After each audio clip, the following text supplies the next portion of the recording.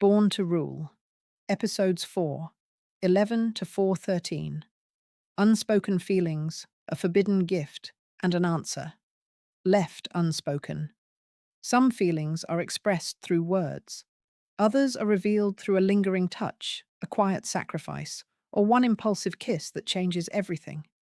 In episodes 4:11 through 4:13, Warnia experiences one of the happiest nights of her life. She is elevated to the head of the Smith family, promised Charlie's protection, and finally given a private moment with the man who has completely captured her heart. But happiness this complicated always carries a price. Because while Warnia is allowing herself to dream of a future with Charlie, Claire is waiting at home, still trusting him, still loving him, and still unaware that another woman has just crossed a boundary that can never be uncrossed. Welcome back to Stories by Anna, where we look beyond the drama to uncover the emotions, choices, and life lessons hidden beneath the story. Please remember to like, subscribe, and turn on the notification bell. Episode 4:11. Unspoken Feelings. After the excitement of Warnia's birthday celebration, Connor rushed toward Charlie with the natural enthusiasm of an old friend. But he quickly remembered that he was no longer simply Connor, Charlie's childhood companion. He was now Lucas Finley's driver, and he needed to conduct himself professionally. Before Connor could become too formal, Lucas stopped him. He warmly reminded Connor that anyone Charlie considered a friend would also be welcomed as his own. Lucas might have been older and far more powerful, but he did not treat Connor as a servant. Instead, he invited him to think of them as brothers. For Connor, that acceptance meant everything. When Charlie asked how he was settling into his new position, Connor could barely contain his gratitude. His life had been completely transformed. After years of hardship and struggle, he finally had a respected position, financial security, and an opportunity to build a better future. And he knew that none of it would have happened without Charlie. But Charlie refused to accept all the credit. He reminded Connor of Aunt Lena, the woman who had taken both of them in when they had nowhere else to go. In Charlie's eyes, everyone receives a helping hand somewhere along life's journey. He suggested that perhaps Connor's new beginning was not a favor that needed to be repaid, but the reward for the goodness Connor had carried within him all along. Charlie spoke about karma, fate, and the possibility that the blessings people receive today may be connected to the good they have done before. His words sounded almost philosophical, but beneath them was a simple message. Connor should not see himself as helpless or indebted. He deserved the opportunity he had been given. That was Charlie's way. He could change someone's entire life and still make that person feel as though the strength had been theirs all along. Warnia listened quietly, deeply moved by his words. She wondered what extraordinary good she could possibly have done to deserve meeting a man like Charlie. But that thought quickly brought Claire into her mind. If Warnia believed she had saved an entire galaxy to encounter him, then what had Claire done to become his wife, save the entire universe?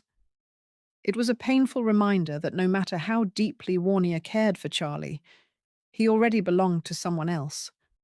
Meanwhile, Lucas was eager to return home and take the rejuvenation pill he had acquired. He had kept it safely hidden inside his suit throughout Warnia's party, knowing that taking it there would create a spectacle and steal attention from the birthday celebration. Charlie instructed him to go home, prepare a hot bath, take the pill, and rest. By the following morning, Lucas would see a transformation in his body, unlike anything he had ever experienced. Overwhelmed with gratitude and anticipation, Lucas departed with Connor, leaving Charlie and Warnia alone. Warnia drove Charlie away from the Smith estate, but the silence inside the car felt unusually heavy. Her heart was racing, and she struggled to control the nervous excitement building inside her. She thanked Charlie again for giving her the rejuvenation pill, But Charlie explained that the gift had not been given carelessly. He had anticipated that her grandfather would want it, and he knew that Cedric Smith would compensate Warnia generously for surrendering something so valuable. More importantly, Charlie understood that the pill could strengthen Warnia's position inside the family. However, Cedric's sudden decision to appoint Warnia as the new head of the Smith family concerned him. By publicly handing her control, Cedric had delivered a humiliating blow to Theodore and Honor. Charlie warned Warnia that resentment inside a powerful family could become extremely dangerous. She had gained the title, but she had also gained enemies. Charlie urged her to remain alert because someone who believed that Warnia had taken away his inheritance might eventually try to take away her life. Warnia reassured him that she still carried the emergency medicine he had previously given her. When Charlie asked where she kept it, she shyly confessed that she always carried it close to her skin. To Charlie, this was merely a practical precaution. To Warnia, it was something much more intimate. The medicine was a gift from the man she loved. Keeping it close made her feel as though Charlie himself were always near, silently guarding her. But Charlie was not satisfied with medicine alone. He asked her to locate the purest, most flawless piece of white moonstone she could find. He intended to carve it into a protective charm for her, something she could wear to help keep her safe.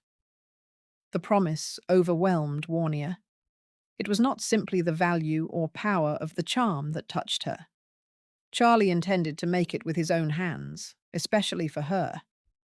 To Warnia, this was no ordinary gift. It was a symbol of his concern, his loyalty, and the special place she occupied in his life. She told him she did not know how she could ever repay him.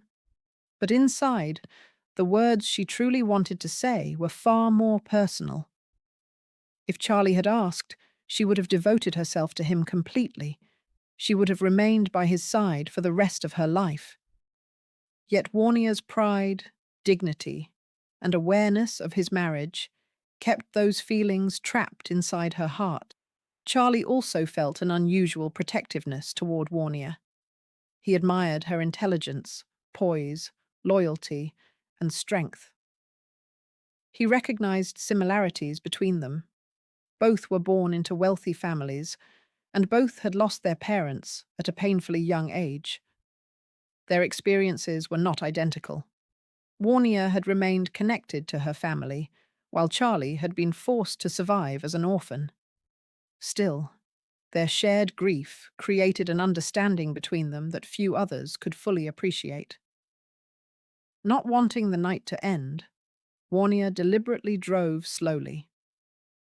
As they approached the river, she gathered her courage and asked Charlie if he would take a walk with her. Charlie agreed. Warnia guided the car onto a quiet road and parked near a secluded path leading down to the riverbank. The night was cold, the area deserted, and the only sounds came from the wind and the distant engines of passing boats. As they approached the steep stone steps, Warnia held out her hand and asked Charlie to help her. The stairs were genuinely dangerous, but the possibility of falling was not what truly concerned her. She simply wanted an excuse to be close to him. Charlie took her hand and carefully guided her down. For him, it was an act of protection. For Warnia, every step felt like a treasured memory being created. Episode 4, 12, The Forbidden Gift. At the river's edge, Warnia opened a doorway into her past. She told Charlie that her mother used to bring her to that very place when she was a child. Her father was often occupied with work, but her mother would park nearby, take her by the hand, and guide her down the same stone steps. Charlie's touch had awakened that memory.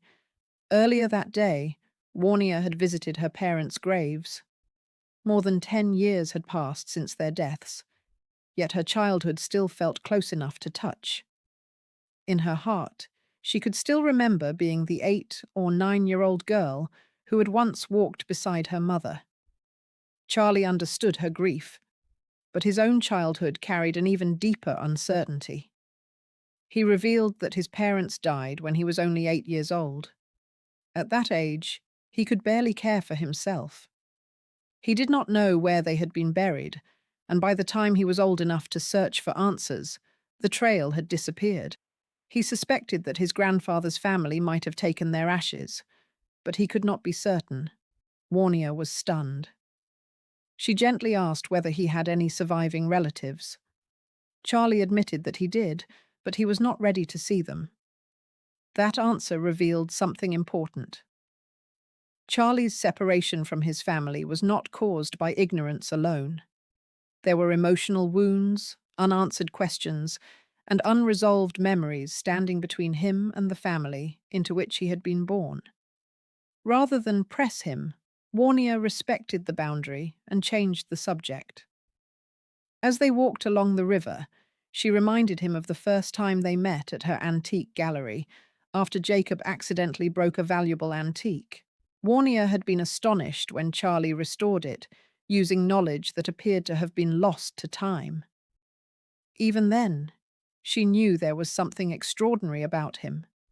But she could never have imagined that the quiet young man standing in her gallery would later save her life, transform her family, and become the person she trusted most. Charlie also understood the importance of that meeting. Had he not accompanied Jacob to the gallery, he might never have discovered the mystical scriptures that altered the course of his life. Without that encounter, he might still have been known only as the unremarkable son-in-law of the Wilson family. Instead, he had become Master Wade, a title earned through his own knowledge, strength, and accomplishments. To Charlie, Mr. Wade represented the family name and inheritance he had been born into. But Master Wade represented the man he had become through his own efforts. Their conversation returned to fate. Charlie told Warnia that some meetings seemed destined long before two people crossed paths. He recalled the old saying that even sharing a brief boat ride with someone might require 100 years of accumulated destiny. If that were true, then becoming close friends must require centuries more. Warnia quietly asked whether he believed they had been destined to meet. Charlie said yes. For Warnia, those words carried the hope of romance.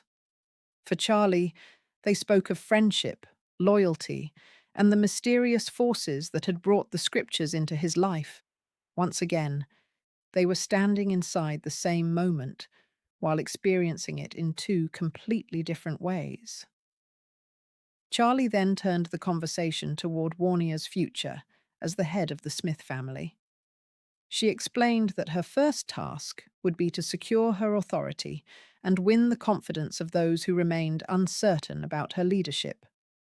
After that, she intended to expand the family's business interests and create enough growth that even her critics would have to acknowledge her ability. Charlie approved of her strategy. With the Wells family declining, a power vacuum was developing in Orris Hill. The Smith family now had a rare opportunity to rise into the city's leading position, and Warnia intended to seize it. Charlie offered to help her whenever necessary, but Warnia insisted that he had already done more than enough. She wanted the opportunity to repay him. Charlie simply told her that if he ever needed her assistance, he would not hesitate to ask. As the hour grew late, he suggested that they return. Warnia was disappointed. She had never before shared such a private, emotional moment with him, especially in a place connected so deeply to her childhood. For one brief second, she wanted to take his hand and confess everything. But then she remembered Claire.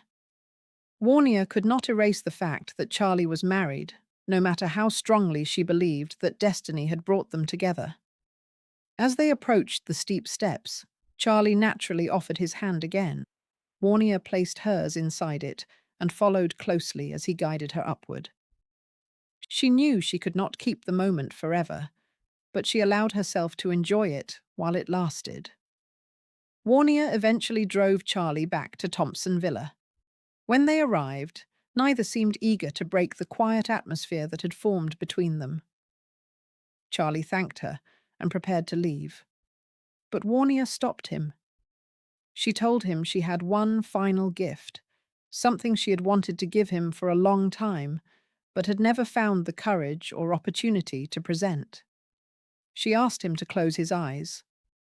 Charlie agreed, expecting some form of birthday custom or sentimental token. Instead, Warnia leaned forward and kissed him. It was her first kiss, the one she had preserved for 26 years. The kiss was soft, unexpected, and filled with every feeling she had been unable to express. Warnia did not immediately pull away. For one suspended moment, she abandoned caution, pride, and restraint. Charlie opened his eyes in shock. He knew he should create distance between them, but the surprise and emotional conflict froze him. Warnia remained close to him, allowing the kiss to linger far longer than a moment of impulse. This was the forbidden gift. Not because Warnia's feelings were false, but because Charlie was not free to receive them. Episode 4, 13. An answer left unspoken. After Warnia drove away, Charlie remained outside for a moment, watching her taillights disappear into the distance. The kiss had left him unsettled. He had not encouraged Warnia, but neither had he stopped her immediately. Somewhere beneath his shock was an emotion he was not ready to identify. Instead of examining it, he turned toward home, toward the wife who had no idea what had just happened. Claire was already in their bedroom reading when Charlie arrived. She greeted him warmly and asked about the birthday celebration. Charlie felt a flicker of guilt. He told her the party had gone well, but he had never explained that it was Warnia's birthday. He feared Claire might misunderstand or become uncomfortable. Yet after what had happened in the car, his silence now carried more weight. Claire then told him about a former high school classmate who was getting married. The woman was pregnant, and the groom's family appeared interested in the marriage only because they wanted an heir. Instead of welcoming her, they looked down on her. Her own family had also failed her. They had always favored her brothers, and they had expected the groom's family to provide money that could be used to help one of those brothers purchase a house. When the expected gift did not come, they withdrew their support from the marriage. The bride was trapped between two selfish families. Even worse, the groom's relatives refused to collect her from her home on the wedding day. They demanded that her family drive her to the hotel themselves, a deliberate humiliation meant to demonstrate that they considered her beneath them. Desperate to preserve some dignity, the young woman asked Claire if she could borrow her BKM as the lead wedding car. But Claire knew the vehicle would not impress the groom's wealthy and judgmental family.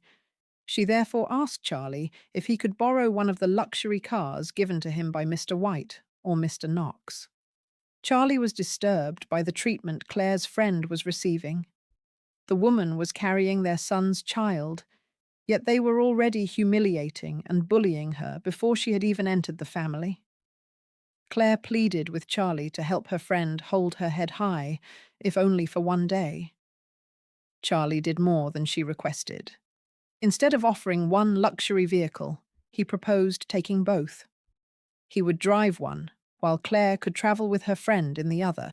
Overjoyed, Claire threw her arms around his neck and kissed him, declaring that he was the best husband in the world. The contrast could not have been sharper. Minutes earlier, Charlie had received a secret kiss from a woman who loved him but could not have him.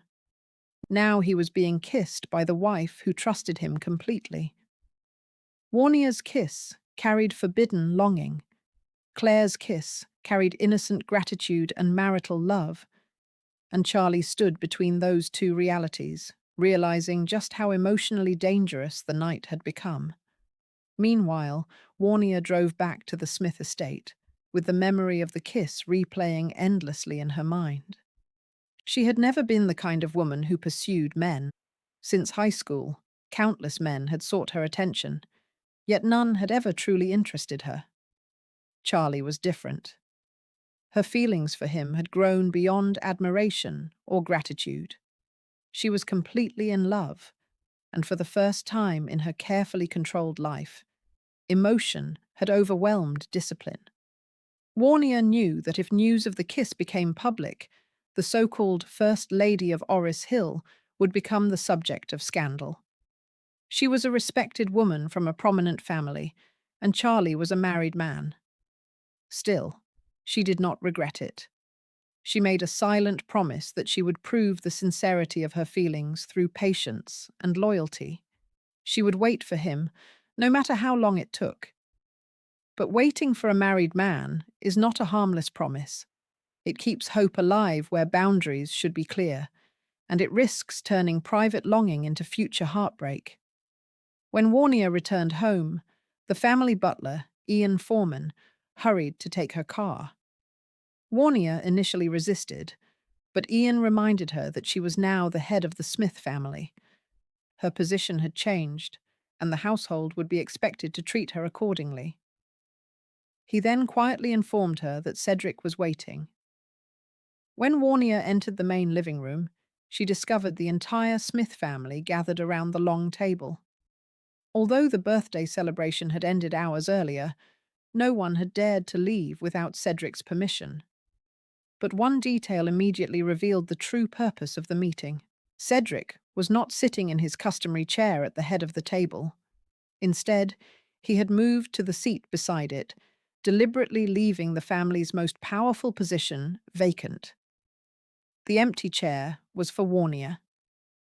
Theodore and Honor sat across from Cedric in stunned silence. The entire night had been a nightmare for them.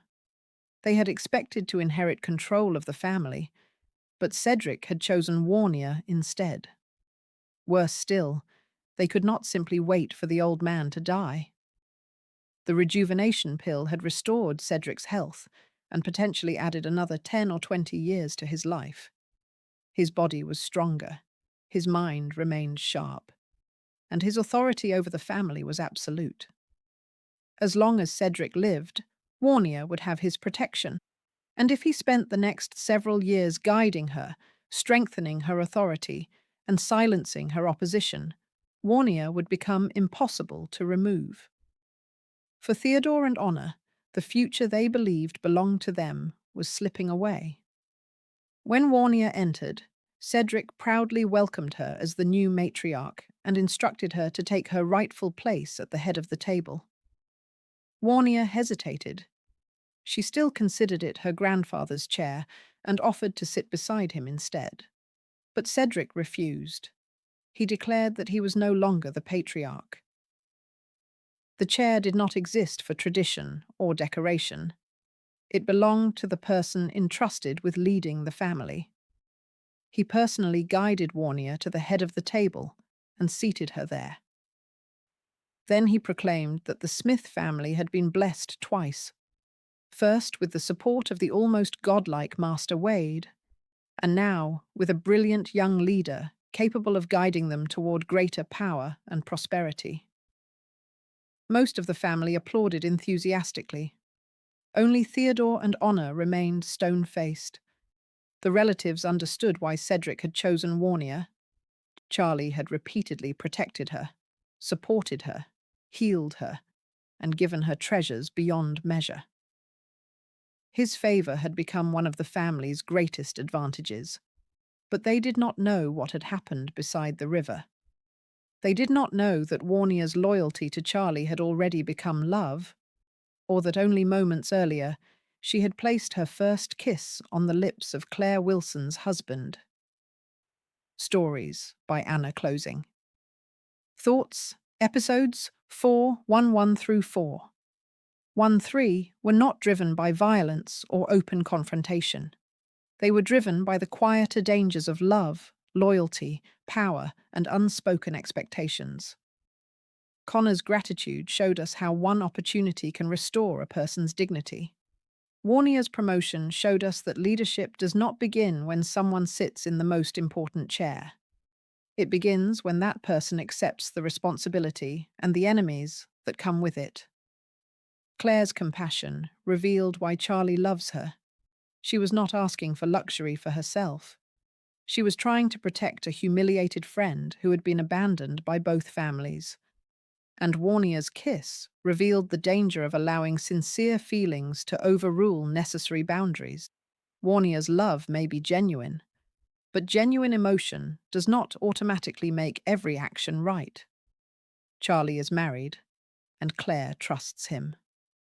That truth cannot be erased by destiny, loneliness, or the connection Warnia believes they share. Now Charlie is carrying a secret. Warnia is carrying hope, Claire is carrying trust, and Theodore and Honor are carrying resentment. Those four forces, secrecy, hope, trust, and resentment, are all moving toward the same future. The only question is which one will explode first. This is Stories by Anna, where every story has a deeper meaning and every choice eventually carries a consequence. Please remember to like, subscribe, and turn on the notification bell.